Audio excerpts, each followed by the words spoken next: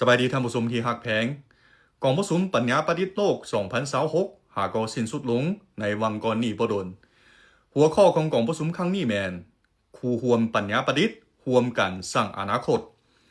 AI กำลังจากเครื่องมือกลายเป็นคู่ร่วมประสานงานของมนุษย์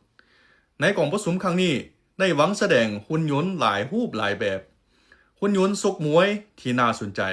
ในแสดงให้เห็นกำลังการผลิตที่เข้มแข็งของจีนตามข้อมูลจากกระทรวงอุตสาหกรรมและคันปินข้อมูลข่าวสารของจีนแสดงให้เห็นว่าปริมาณจำหน่ายหุ่นยนต์4ขาของจีน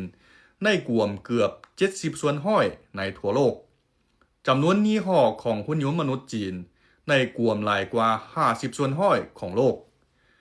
ถ้าอยากให้หุ่นยนต์สามารถช่วยมนุษย์เฮ็ดเวียกได้อย่างแท้จริงมือหุ่นยนต์ที่คล่องแคล่วและมันสมองหุ่นยนต์ที่ฉลาดกว่าเก่าเป็นสิ่งที่ขาดบ่ได้จากเวียกในโรงงานฮอดการดูแลผู้เฒ่าหุ่นยนต์มนุษย์ได้ออกจากห้องทดลองไว้ขึ้นพวกเขามาเบิ่งนำกันว่าหุ่นยนต์จีนที่ได้รับการอัปเดตเรื่อยๆปัจจุบันได้ฮอดระดับส่ำใดแล้วและท่านผู้ชมมาร่วมกันคาดคะเนว่าหุ่นยนต์มนุษย์จะเปลี่ยนอนาคตของพวกเขาแนวใดถ้าท่านมีความเห็นคอมเมนต์ให้ฮู้เด้อ又是一个高扫，正面的倒地，